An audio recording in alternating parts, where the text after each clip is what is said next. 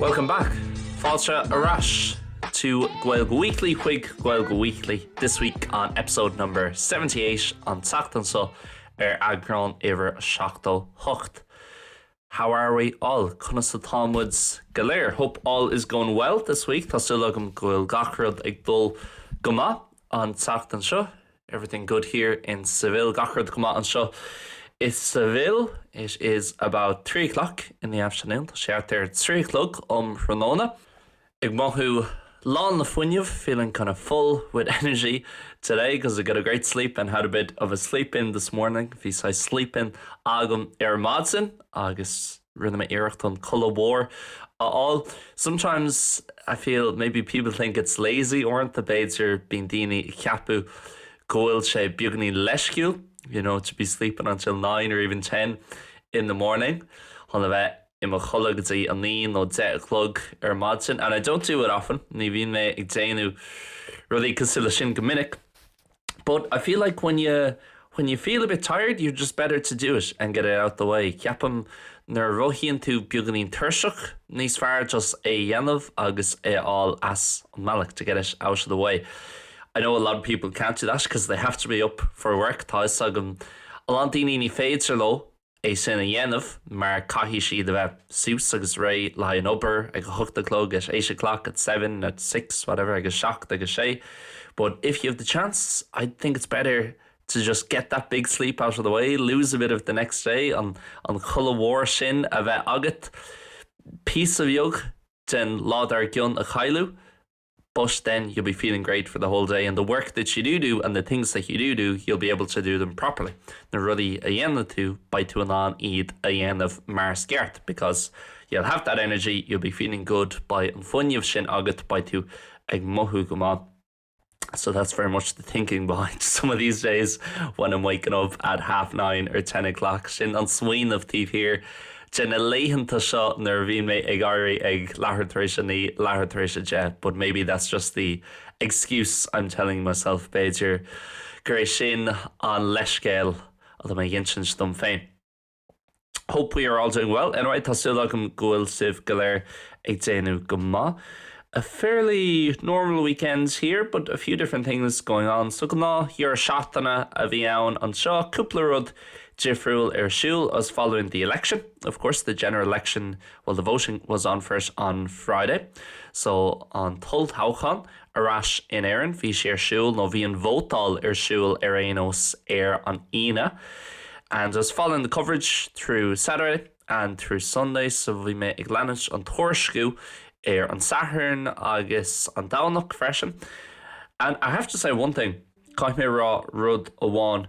The coverage on TG Cahir was so good. Bhí an Torscu TG Cahir chomh maith sin, really, in that era. I know nowadays in Ireland it's kind of a bit trendy, and it's the thing to do to say that TG Cahir is better than RTE with this, that, and the other. Tá sagam gur rud é inis in Éireann chun rá, oh, tá TG Cahir níos fearr ná RTE, like the news on TG Cahir is better, and you can just follow on the subtitles if you don't have Irish, so tá nuach níos fearr agus is féidir that leanúns ar na fóhead sail, muna bhfuil Gaeilge agat, and so on. But I don't mean it in that way. I mean genuinely, like the programs they ran on the election, na chlorna a bhí acu ar an Tauchan, they were much better in my opinion than RTE's bhí siad ó bhád níos fearr ná RTE.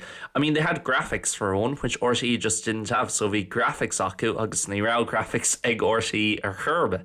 When RTE were going to a count centre somewhere in the country, nar bhí RTE ag dul go onad corthúh, áit Team Plansira, they didn't have any graphics. Ní raibh any graphics acu. So the person just had to read out, really, the results. They had to say, oh, this person has 1,352 votes, so tá 1,352 vóta ag an duine seo.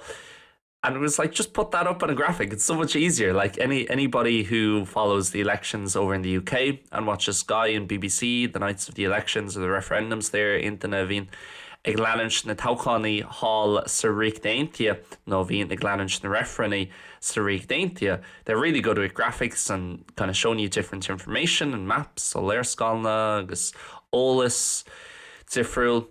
But they didn't really have that on RSE. But in TG Cahir, they did. They had really good graphics to help you understand what was going on. The graphic intra acu hun carolat tishkins cad a the shul.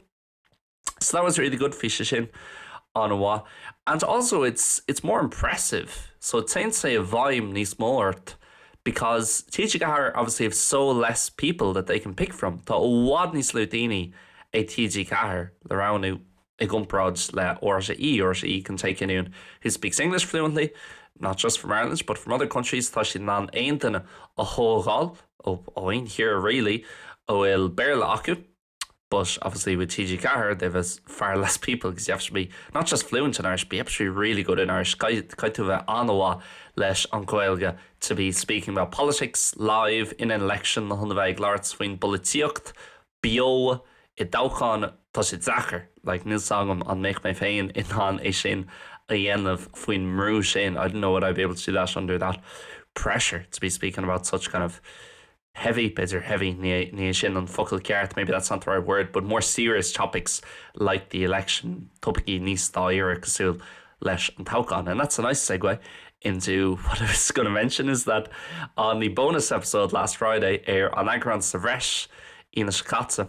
So this is the bonus episode that we put out on the membership over for Gaeilge Weekly members and Learn Irish Online members. So like Buil LIO agus Buil Gaeilge Weekly being Agran Savresh got me. There's a bonus episode every month along with many other benefits over there. And I was saying, I'm going to make an effort in between now and the end of the year not to be speaking about heavy topics or serious topics on the main podcast. Jainti me iirecht idir anish agus dear na blina gan a bheith ag labhairt faoi topicí níos daoire agus topicí níos trimme, heavier topics. And that being said, I've started off this week talking about the election, and I want to talk as well about one specific thing in the election. So bhí mé géirí láirtrí rud ag an áirithe sa tógán agus sin na ráirichanna do chreidsa a tháinig muid ag an RDS, the unbelievable scenes we saw at the RDS. Anybody who was following the election, if you didn't, might still be interesting to you. Beidir fós mai sé simul ditch, and that is that Jerry the Moncutch almost got elected. So bhíog nor bhuaí Jerry the Moncutch síchan in Malia Clia Lore, so in Dublin Central constituency. Like I was speaking about this a few weeks ago on the podcast and saying, listen, this will turn out to be the biggest story of the election. We make Lartsvi so air on show cúpla seachta in a hin agus dúirt mé go mbeidh sé seo mar an scéal is mó sa tógán, and nobody was really reporting on it. Ní raibh aon really ag déanú tuairiscí ar an scéal. So but then it came to the day of the counting, so tháinig sé chuig lá an chorthamh ar an Saturn, and bit by bit, piece by piece, people began to realize, wow, he's actually got a chance. He's not just a joke candidate or someone who is going to be put out in the first count. So ní says joke no iarthóir dulch or Herban or iarthóir green tá chance aige, tá chance dá éire aige. He's a serious chance, and that became clear throughout Saturday. So bhí sé sin solar, no, dearadh sé sin solar I ri on Saturn. And of course, by the end of Saturday, it looks like he was going to get it on Sunday. Bhí cuma go raibh sé chun síochána all an Downlock. And then on Sunday with the transfers, it didn't quite go his way. So near Ibrish Machdo Sadera on Sunday, and Marie Sherlock of Labour won the last seat in Dublin Central. Vui Marie Sherlock on Síocháin sin, Síocháin Dearnach Malia Clia Lore. But it was crazy. I mean, anyone who's not seen the videos of Jerry Hutch arriving at the RDS, saying that na nachhfuil na físeánaí to Jerry Hutchig shrecu an RDS feice agaibh. You have to look them up, Kaishiv Eid Alurg Erlina, because they're unbelievable, the amount of media attention he got on Maid's Ords, a Warsha on the Mion, the Chredza. I mean, he was barely able to walk into the arena. There were so many photographers and journalists and so on via Midson. Grant Garfadori, Agus Irishori, Paviog, Nakraushe, and on Shulastak Wig on RDS. And it's incredible to think, you know, someone like Jerry Hutch in the history, he has such a duchredza on smoin of Dina Egan Kasula Jerry Hutch against Sun Star Taiga, that he was that close, only a few hundred votes away. Near us, a complicated vote ó bheith sa Dáil, from being in the Dáil and from being an elected TD. And we don't have many TDs in the country, even with the bigger Dáil now, few leis an Dáil níos mó. We only have, I think, 174, around that number, nílach ein céad seachtó chathair. And Gerry Hutch, who basically turned up in Ireland a month ago after being in prison in Spain. So Gerry Hutch a tháinig go héireann míohin tar éis a bheith sa prison sa Spáin. Now he was in prison just waiting trial, no, awaiting something. Anyway, so bhí sé fánacht there for a leg, and he was not convicted of anything, we should say, of course. But he just arrived, said I'm going for election, ran a campaign for 3 or 4 weeks and almost got in. So bhí sé it's in fiachtas ar fad trí nach chuir seachtain, and everybody else, of course, had been campaigning for the last year or two, knowing this election was coming up. Bhí gach den eile it's in fiachtas le bliain nó chó anús, mar bhí is acu grá an taucan seo ag teach sús. And yes, for example, Fianna Fáil, the biggest party in the country, he bet all of their candidates. So Fianna Fáil an pórtaí is mú sa tír, bhuaigh sé agus bhuail sé gach iarthóir a bhí ag Fianna Fáil san áit sin. The same thing with the Sinn Féin second candidate and Fine Gael second candidate. So an dara iarthóir ag Sinn Féin agus an dara iarthóir ag Fine Gael, bhuail sé iad go héasca, so he bet them easily. And it's crazy to think he was almost there. Marie Sherlock got in instead of him, and I actually interviewed Marie Sherlock a few years ago. Rinne me agalav le Marie Sherlock cúpla bliain hin just randomly. I only remembered it when I saw her really on the ballot on their list of results beside Gerry Hutch. So near hug my fijar could see near honig me on sin an lista in aka le Gerry Hutch. And I think I interviewed her in relation to licensing laws in Ireland. Yep, I'm going yarn me agalav lehi. Madser le ceadúnas honna bheith oscailte chatéach, so kind of the ability of the permit to open late mar cheachtarmhna no mar pub in Éireann is a pub or a bar in Ireland. That's what I did my FYP on. So just a weird kind of thing. I was watching her shaking hands with Gerry Hutch. We make fake and he, you know, curhu lava le Gerry Hutch and kind of saying to each other, well done on your results in the election, you know, gra chóirtas, Master Leshna, Turhi, agus the Hurhi. So Taucan, and I was thinking, wow, she's shaking hands with Gerry Hutch now, and a few years ago she was sitting down in front of a computer doing an interview with me, couple bliano hin bhí sisha in a sea, ag rivra, ag tein agalav lumsa. So weird kind of twist of, not twist of fate, but the way life works out, tá sé granver an chuí a Ibrin on sale. And I suppose the big question is now, well, I think one of the big questions is why would something like that happen? Why would someone like Gerry Hutch get so close to getting in? Cén fá a bheith Gerry Hutch chomh congrach do bheith is just a Dáil. And a lot of people are saying, oh, it's just, you know, people who don't care and people who are involved in criminality who are voting for him, not daoine go, oh, nílach curpig ag vótáil ar a son agus níl ach daoine, you know, trochaoine ag vótáil le Hutch. But I don't think that's helpful, really. I don't think it's nice to say ní ceapan gúil sé sin charil agus ní ceapan gúil sé úsáideach nó cinálta chun é sin a rá. There's a deeper reason, and it probably shows you a massive lack of trust that people in that constituency ceapan go taspáin sa sin an aspa muína atá ag daoine sa Dáil ceantar sin in normal politicians or in politicians, not just from the governments, but from other establishment parties. Ní amháin sa rialtas ach freisin I bortia eile, tíobh muid an rialtas like Labour and like the Soc Dems and so on, Cosúla Labour agus na Soc Dems. So I think it does show you something, but I don't think people should be saying, oh, it's horrible that someone like that should get in, because you need to understand, well, why are people voting for someone like that? Cén fá I bhfuil daoine ag vótáil le haid duine cosúil le sin. And it's more complicated and there's more reasons to it. And often in elections go minic I dtabhchaí, it's not about who you're voting for, it's about who you're not voting for. Tá sin níos mó faoi cénach go bhfuil tú ag vótáil le inát, you know, ché bhfuil tú ag vótáil ar a son. So found that very interesting and just such a captivating story over the last few weeks. Bhí sin chomh simú agus chomh mealtach le cúpla seachtain a nús. I really did. And the big question is, what will he do now? You know, an ceist mhór inis cad íon hí sé inis. There's no more elections in Ireland until probably 2028 or 2029. Chance maith nach mai in taucaní eile go dtí 2028, 2029. So he probably won't have the chance to run again for a long time if he does want to. Má tá sé géirí AEN of Rish, ní bhain chance aige AEN of for cúpla blin ní smó laiad unless the government collapses early, but that doesn't look likely. So it'll be interesting. What will he do? But there's something undeniable about him. Listening to him, he's different from other kind of criminals. The ruddy and different faoi I gcompráid le curpa eile. He does kind of capture the imagination of people. Tá sé sais mealtoch he's kind of charming in some way, tá charisma aige. And he's quite humble and reserved, you know, tá sé sais úil agus cute and fresh. And so there is something about him, and there's something about the way he kind of captures, you know, if someone like Daniel Kinahan, for example, was to come back on the run, he wouldn't have a chance. Ní bheith chance ar churbe ag duine cosúla Daniel Kinahan. But there's something different about the monk that does make him interesting and makes an interesting story to follow. And there's a reason there is that many cameramen and journalists swarming him when he got to the RDS, because there is public interest in him. Tá sim paibli I hut agus sin an fá ará an méid sin irisóirí agus green grafadóirí an sin ag an RDS nor ric sé when he arrived on Sunday.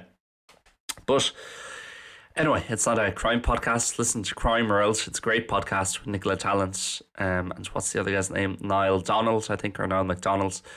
Podcast Nicola Tallant agus Niall McDonald. They're the ones who did the interview with Hutch, the big interview, probably now the most listened to interview in Ireland this year, certainly, maybe of all time. Beidir an aglah is mó agus le níos mó éistrí in éireann imlína ach beidir riamh ever really in Ireland. The interview they did with Hutch a few weeks ago, an aglah rinne siad le Hutch cúpla seachtain ó hin. And listen to that if you want more about kind of crime stuff and about Hutch and different people involved in that world. Má tá tú géirí éisteach le níos mó rudí mádar le churpaig agus daoine cosú le Hutch agus mar sinse and so on. It's a really good podcast, Crime World, on I think it's connected to Virgin Media. Beidir, Neil McKincha. Anyway, apart from all of that, no major news really. Níl cúpla seachtain fáca, only a few weeks left before Christmas, of course, before I myself go back to Ireland. So looking forward to that. Níl cúpla seachtain fáca rih a héim féin arás chahéireann ar feadh am nullag. So for Christmas time, I'll only go back for a few days. Ní racha mé arás ach ar feadh cúpla lá. I think I mentioned this on the podcast recently. Ceapam an grá mé ag labhairt faoi seo ar an bud craile le Janie, that I go back 3 times a year, and I probably prefer going back in April and September. Ceapam gur fearlam de larás I mi eyebrow agus mi bhíán fóver, because it's just obviously the days are longer, the weather tends to be better, being the léhan to níos fuidse, being and I'm sure níos fear, more or less, but sometimes it can be bad at those times as well. Lornta being say go donna ag na hamata sin freshen. But it is nice to go back anytime. Tá sé go deas gcónaí chun dul arás. I think over the last year or two I've spent very little time in Ireland really. Le blino go nús níl mór an ama caite agam ar churbe in éireann. So I'm thinking maybe at some point in the next few months to go back for a more extended time. That makes Sween of Baids ama igen an cúpla mí rachi mé arás ar feadh ama níos fuide.